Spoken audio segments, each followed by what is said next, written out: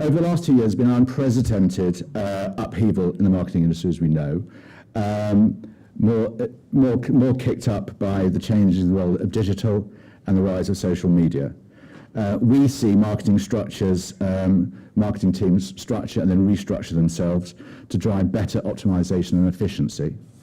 But it's not all about cost.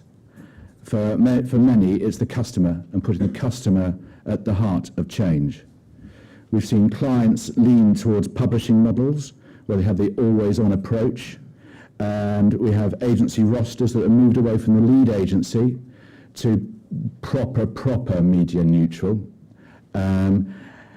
We've seen other companies who have broadened their partnerships outside of their traditional agencies to have direct links with Google, Apple, Facebook to develop innovative ideas. And it's interesting there, the big debates about who should be creating the content, and that's quite a lot of the time we're talking about those sorts of things. So there's no right or wrong answer yet, lots of lessons to be learned. And we've got some great pioneers of the industry here. I have a delicious panel in front of me. Abby, and you know I'm talking about you. So we've Abby Cromber from British Airways, who's recently created a consolidated model. We have Philip Glabman from Diageo, who works with a very wide range of agencies, a big roster.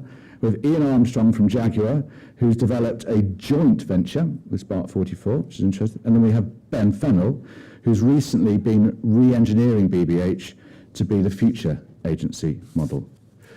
So what I thought, can I move in away from there? Can't hear me? He's going to switch me on in a second. Is I would do a bit of a more detailed introduction to my lovely, delicious panel, and then I'm going to ask them a few individual questions about their model. Then we'll have a bit of a joint conversation here, and then we can pile in from the top, if that's okay. So introducing Abby. Abby's been part of British Airways marketing since 2002, and she really lives and breathes the brand, to the point that she's now head of brands and marketing for the Airways. She recently embarked on a really radical transformation to change marketing, to produce a new model that was better, more focused, faster and cheaper. And we're going to find out about this in a moment. And for each of these, I've got a couple of things that I've tried to find out about them that you might not know. Interestingly, her hobbies include amateur dramatics and singing. So actually, it's no surprise, every award ceremony I go to, Abby's on the stage, picking up some award and looking like an Oscar. And the other thing, which I shouldn't say, and I'm not allowed to say, and I'll be in big trouble, is that she's got the most beautiful blue eyes. Could have been a lot worse. Quite weird.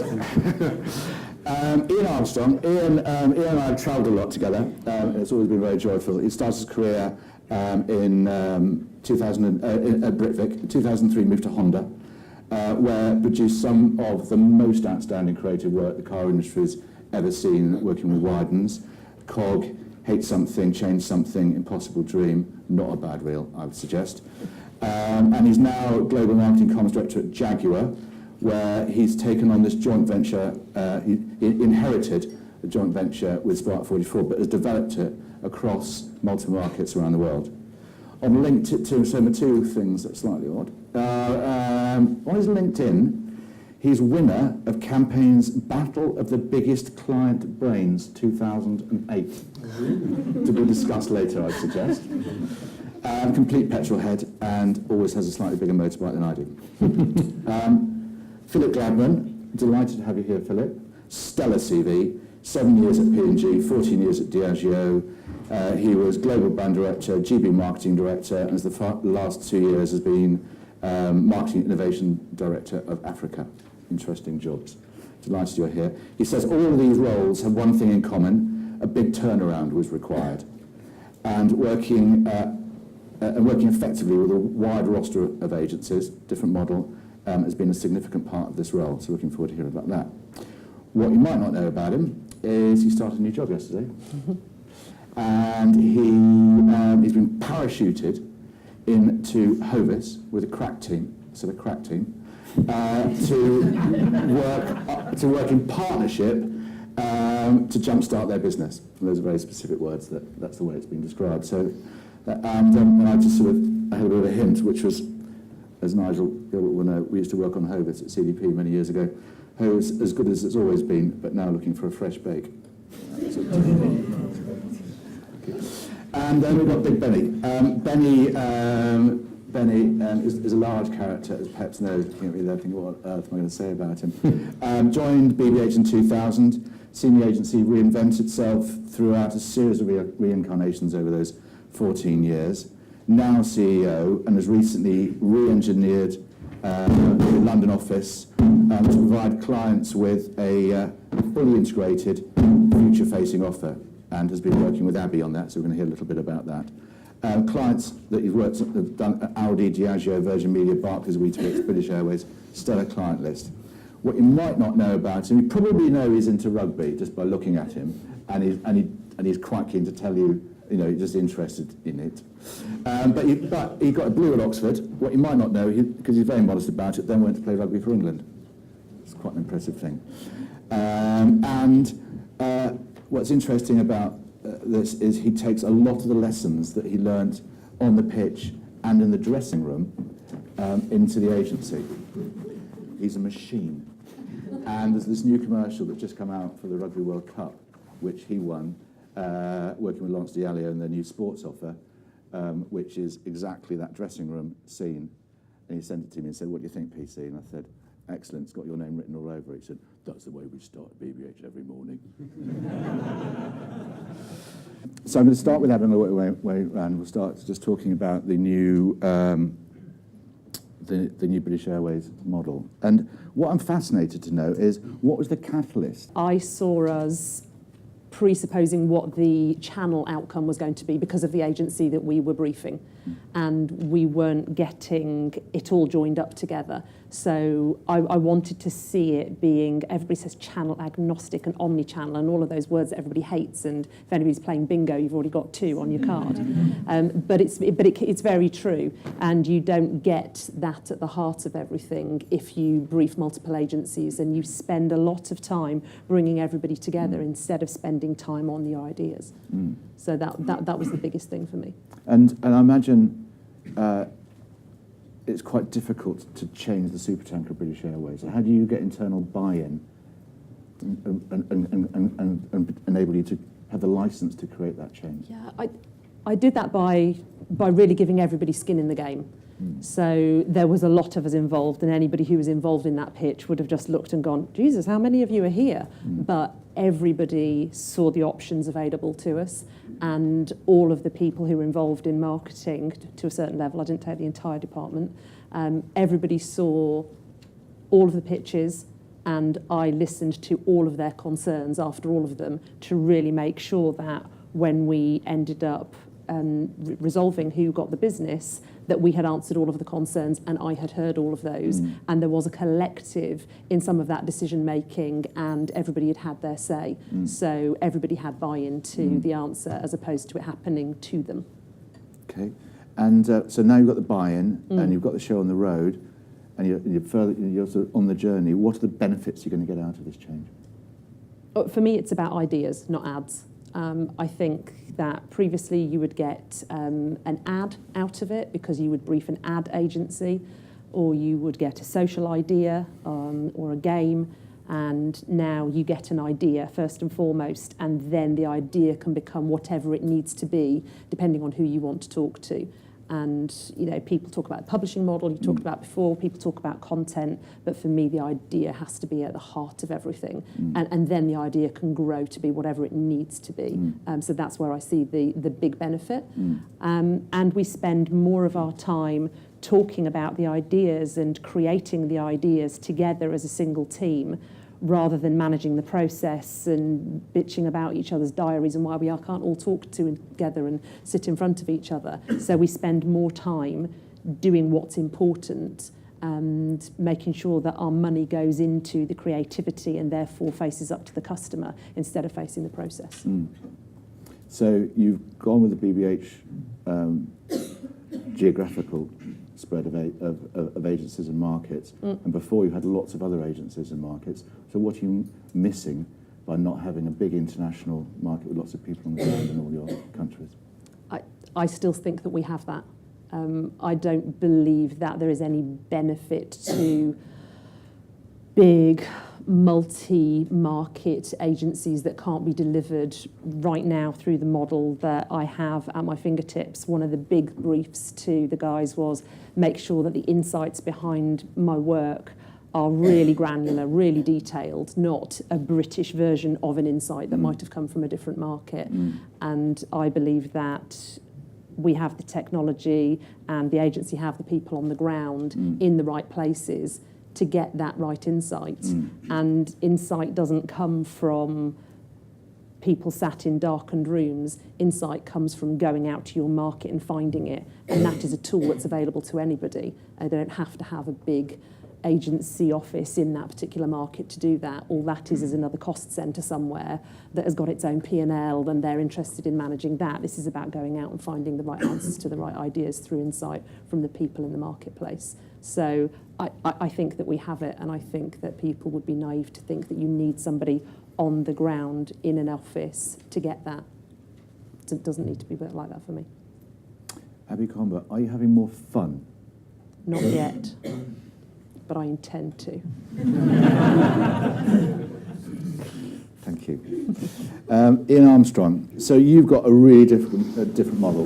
What I think it's unique. I've never heard it before. 50-50 joint venture with an agency. How did it come about?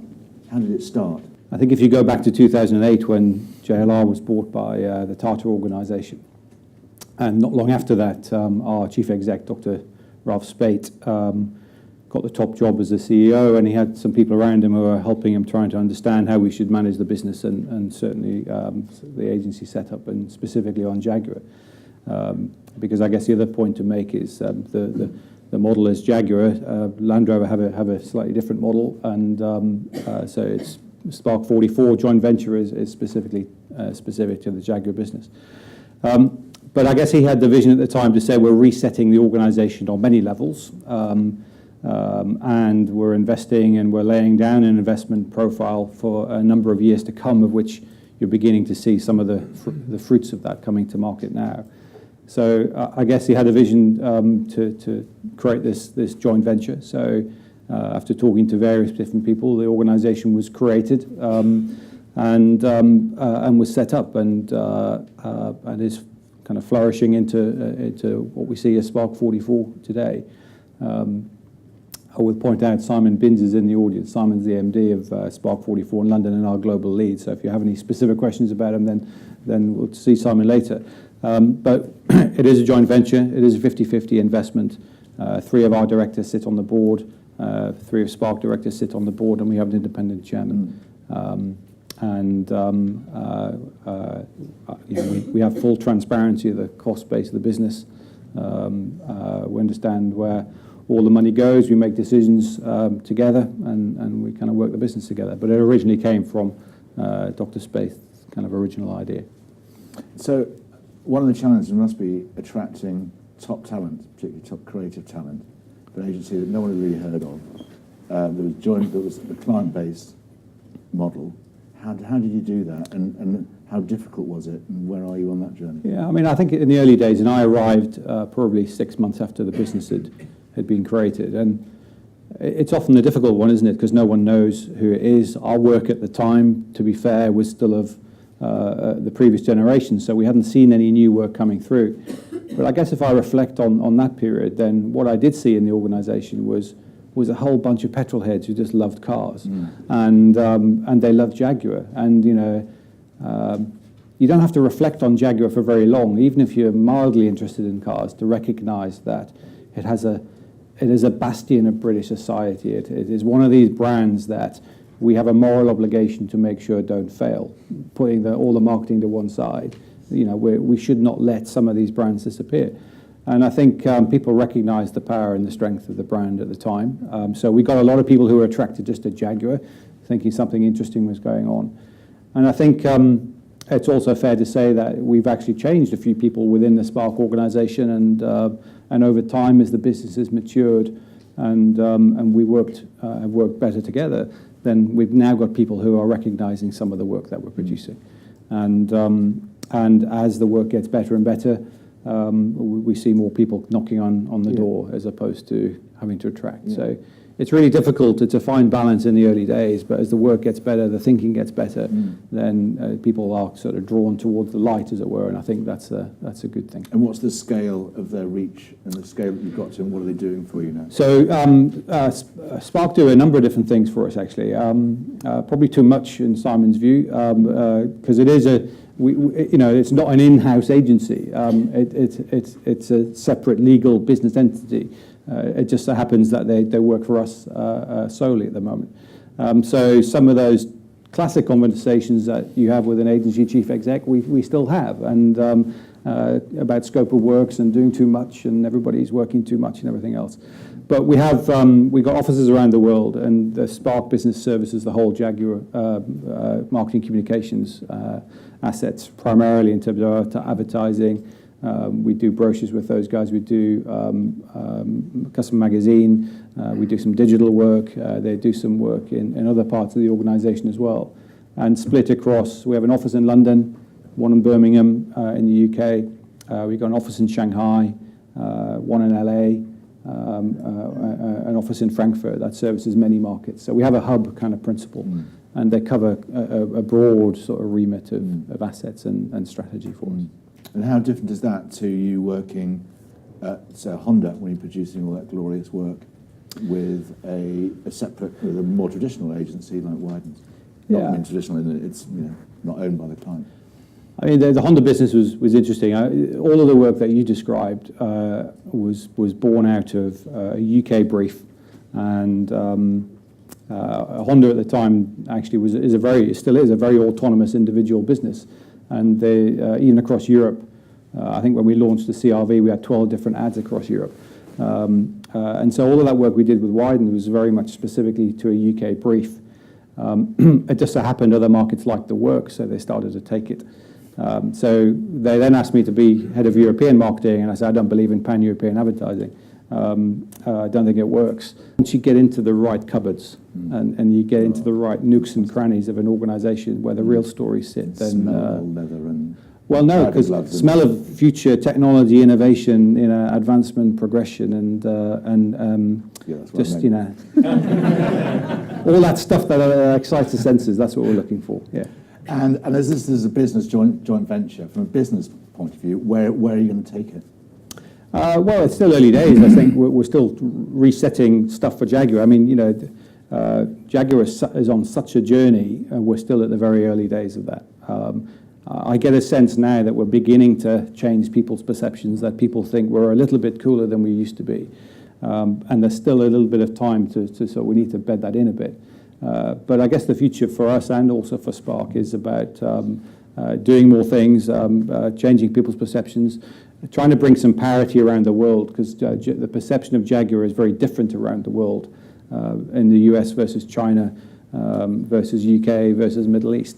So it's trying to get the sort of the graphic equalizer up to the same level in all of those markets, and Spark have a central role in that process as well. Thank you. Philip, I travel around visiting agencies a lot of the time in the UK and around the world, and Diageo is one of those brands that an agency is more than likely than not to have on their client list. So I can only imagine the number of agencies that the organisation works with, or has worked at one time. Why is that, and how do you work? Why have you chosen to have such a wide roster of agencies? Oh, it's a very good question. We do have a lot of agencies, and there's probably 3 or 4 reasons for that. Number one, we're the drinks business, and our products are all about emotion. There's at times little to differentiate them, shall we say.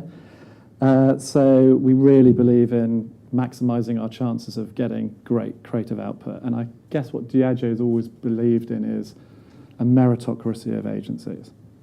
So we're always trying to find who is the hottest, the newest, who's doing the great work.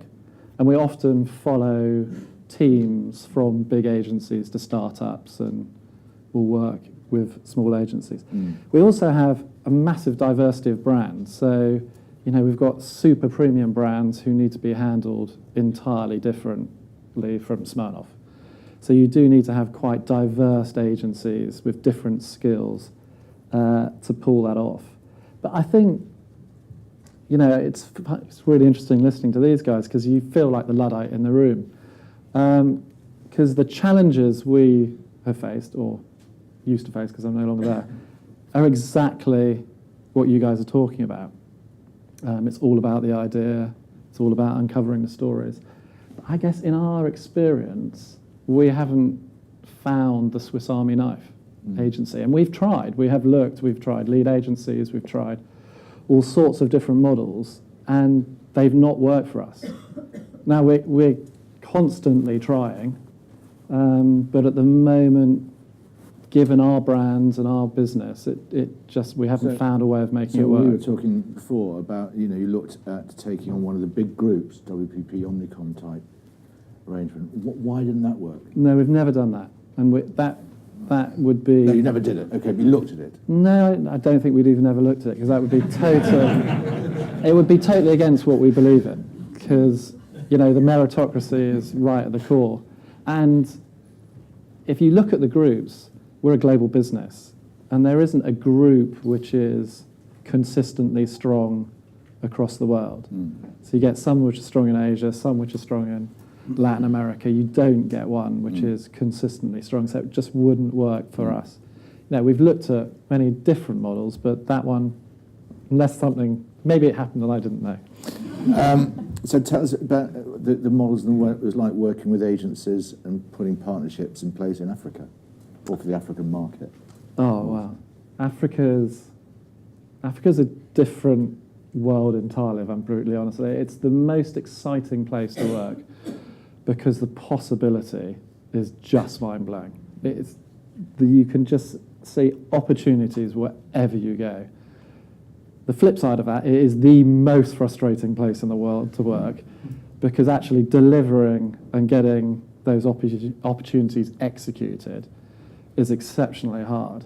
So from a creative point of view, you've got brilliant agencies in South Africa, whether it be Foxby2, Jupiter Drawing Room, BBDO. There are some brilliant agencies down there. As soon as you come out of South Africa, it's literally like the hinterland, with the same idea just being presented again and again. And it is frankly down to investment. We haven't invested in the agency infrastructure across Africa, and at this moment in time, none of our partners, we're starting, have invested in that agency infrastructure. I mean, it is where the next big tranche of money is going to come from, and it is a land of opportunity. So any agency, I think, really should be seriously considering opening in Lagos, opening in Nairobi. If you open in those two places, you can cover Africa, and then it's a massive opportunity. So you've had, just before we move on to Ben, you've had a lot of experience about working with a wide range of agencies, UK and abroad. Yeah. Do you have a point of view on how these models are going to develop? I guess I probably should start by saying what's working and what's not working at the moment. So I know from our point of view, having what we would call the best of that sector works for us because what we're getting is really strong regional ideas. And the drinks industry works quite regionally. You get global campaigns, but actually most of our campaigns are regional. So, we'd pick out a couple of brilliant agencies in Latin America, like Santos and La Comunicada, and we'd work with them, and then we'd use smaller agencies to roll that out. So our work is getting better. Is it brilliant? No, and I'll come on to that in a second. But it's definitely getting better. What's tricky is we've basically got too many agencies. So, you can have 5 agencies working on one brand. And what we've put in is something called a campaign director. So that campaign director is almost like being an executive creative director, working with those agencies to keep them on the same thought, to keep on the idea, to keep the tone consistently. Because I sort of often liken it to a firework. Often we start off and then the agencies go, woof. Now, it really works if you've got a really senior creative client. If you haven't, it's a disaster. And I think what all the marketeers in this room would probably agree with is the percentage of time that we get to spend on creative is diminishing all the time. Because you're dragged into so many more facets of the business and shopper marketing and customer marketing and da-da-da-da-da-da. So what's happening, there is a direct correlation between the percentage of time a senior guy with experience is working on a business and the creative output. And the more time, the better the work. And if it goes down the organisation into more junior people, they tend to panic, they get to the lowest common denominator, they do the safe thing. So, our real focus is on trying to get brilliant marketeers who have a creative bent to be those campaign directors, to work with those agencies. Ultimately, we need to reduce the number of agencies because you can't manage 5-6 agencies on one brand. Yeah. So, we do want to consolidate. But at the moment, it's fascinating. Ben and I were having a conversation because he and I have had many a chat about doing it with BBH over the years. And we need probably more burning platforms to see if we can speed up that change. But the future, personally, this is not a Diageo view, it's a Philip Gladman view, because I don't think Diageo would probably go there, is I think the global network agency model will really diminish. And it will be much more brilliant agencies where you get excellent creative, which is then distributed by smaller sort of local agency or TAG or ICP. Thank you, Philip. Benny, so you're representing the agency side, and we've chosen you to come on this panel because you've had to respond to various challenges from some of your clients who wanted to accelerate change, Abby being one of them. How have you seen clients coming to you and asking you in what way do they want you to change? The timing of the BA pitch was kind of interesting for me because I've done 20 years at BBH, so I had 3 months totally out of the business. And my very first meeting back in the business was the British Airways briefing. And the thing that I chose to do in the first month or so of immersing myself in that was just talk to all of our customers, all our CMOs, all our CEOs.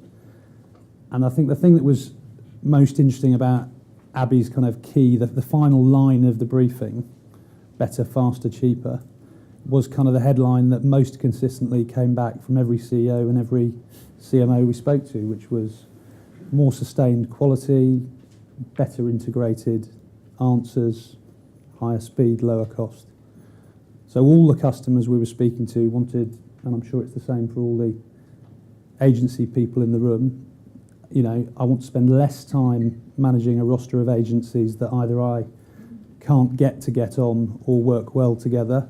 I think I need fewer relationships. I want engagement with more senior people, and I want things to happen quicker and at a lower cost. And I think we kept better, faster, cheaper front of mind through that whole pitch process and through the re-engineering of pretty much everything else we're doing at the moment. Because interestingly, if you said name an agency that does better, faster, cheaper, BBH would not be at the top of your list. 1 out of 3. So what have you done to reinvent the agency?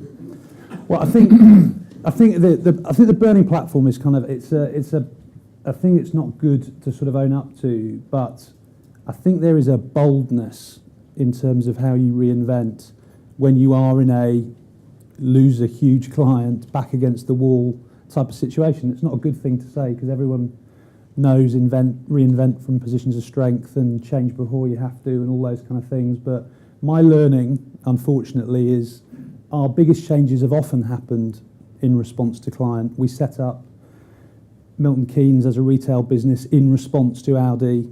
The thing we've done, reaching out to do a JV with Simon and Warren, was response to a client challenge and a client model. I think the theme of all the relationships we have, and I don't think it's a surprise that you've got three quite different models on the panel. We have very different models that we operate. But the theme, I think, of most of the clients that are winning is they've built a model that has connected specialism baked in. So that might be under one roof, it might be with multiple agencies who work well together, but there are a group of people who share ambition, values, culture, but have quite different craft skills and kind of complementary propositions. And that's absolutely what, the centre of our pitch for British Airways was an acknowledgement that we couldn't, on our own, build a one-to-one and CRM proposition to retain the business. That was very clear very quickly. We couldn't win it on our own. And so the task then was find, in our view, the very best we could partner with in one-to-one and CRM and set up a joint venture with them. And tell me about the geography of the layout of the space, because that's quite significant, isn't it, in terms of the way the team works together?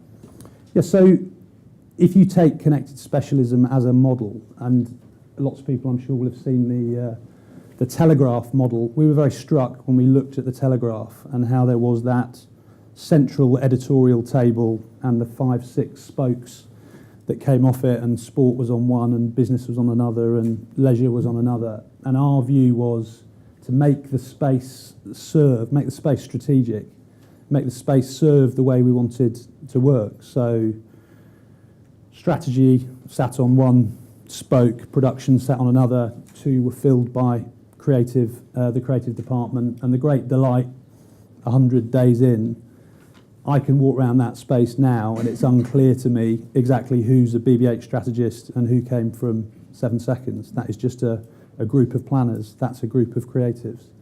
And that was, we brought that space to life in the pitch. That was something we kind of made a part of the proposition. And just finally, change is never easy, and there are lots of pains and strains that come with it. What advice, and perhaps we can come to some others of you, what advice would you give about approaching change? I'm sure there are lots of people in the room here who will be thinking, we're going to have to change pretty soon. Yeah. And you can niggle and wiggle, or you can do something big. But having been through it, what are the pains and strains that you've learned? Sort of the fortunate thing about BA was we had begun a dialogue with Simon and Warren sort of 9 months before the pitch kicked off. So when it was clear we needed to find a partner, we were able quite quickly to go to people that we'd done a lot of, work with in laying the ground sort of before. So acknowledging what your core competence is, what you can do, what you can change, and what you can't, I think has been pretty critical for us. We failed at lots and lots of things over the years, usually when we've tried to do stuff all ourselves without partnering with brilliant people. So being clear on what you can do yourself and what you can't, making sure those partners absolutely share your values and your culture and your ambition. And it's kind of to go through a very intense pitch process is actually a great dress rehearsal for a JV or a merger, because you see each other under very extreme pressure, you see each other, warts and all. So it's a very good test of kind of whether it's going to work or not. And then the other thing, I suppose, which is an obvious thing to say, is the operational bit of it would only make sense if the work was great, if the work is great. So half the pitch was obviously operational and showing the model. The other half was definitely putting ideas on the table that demonstrated a new way of working. And as to whether this model will be the right model for other BBH clients or not will be determined by the case study that we build with British Airways. Thanks, Ben. So, Abby, less about the advertising, but more about you as a senior marketeer, having taken a big organisation through change. What lessons and what advice would you give to anyone who'd be in your seat, or how would you do it differently if you did it again? I think having thought about it for a very long time, it wasn't a knee-jerk reaction. And I called the pitch on this when all of our agencies were right at the top of their game. Our brand was strong and I had a strong team around me as well. So everybody was out there to win, to be stronger, to be better. And the amount of people who quote back to me, better, faster, cheaper, I think somebody actually in one of our pitch briefings asked me in 2 words, how would you say it? And I said better, faster, cheaper, and they said that's 3 words. And I went, fine, make it 1 word, better, because unless it's faster and unless it's cheaper, it ain't any better than what we've got. Because I truly believe that we had got, a couple of great years under our belt with some brilliant agencies. So that was really good for me. And I think if you pitch your business, especially with such a catastrophic change to it, when people are down and you do it because you need to, I think people panic and they make you promises that they should be already delivering. If you give it to people when they're at their best, then they really think about what change really needs to look like, and don't believe for a moment that you can take it on top of your day job, because it's impossible. And only now do I really recognise that it close to broke a few people in some of our agencies and in some of my team, and only the passion to get it right and deliver, because we were at the top of our game and hopefully still are, has really kept that tight. But it's huge. I don't think everybody also realised how long it would take. We take a lot of time. We think about things a lot. We have a lot of processes that somewhat get in the way of quick decision making. But I would probably have managed the agency's expectation on how quickly this may come out more frequently. Now, it ran exactly to my timescale because it was always going to, but everybody else expected it to be quicker, and I'm not sure I set everybody's expectation on my timescale. So I think that's the fair thing to do. Ian, would you like to add to that, or shall I go into the floor, because you've been through less of a dramatic change? Well, I think the only observation I would make is you've got to have the confidence to have a view, but have the humility to know when you're wrong. Because in the case with our business and with Spark, Spark were actually, because of the inception of the organisation, were given a very specific brief from our chief executive, which was to help shake up our organisation. And so we had local clients around the world who were now on receive mode from the new agency, and the new agency was being a little bit more bullish than maybe the previous agency was, and explaining that that's not how you do it, this is how we should be doing it, etc. So the local client's going, well, sorry guys, but I'm the client. I generally tell you what to do, and that wasn't actually how we set up the organisation. So. But that said, we found an awful lot of challenges along that process as well, both sides. And so we try and remain sort of agile enough to be able to move it where it needs to move and to fine-tune it where it needs to fine-tune.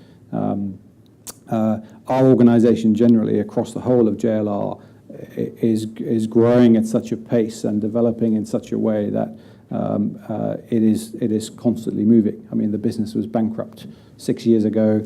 We've just posted 2.5 billion profit on 20 billion revenue since ending March. So it's not a bad result in 25 quarters or something. But that sense of change is all pervasive and crosses into the agency world as well. So remain agile, I guess, would be one observation, but have the humility to understand when you're not necessarily right.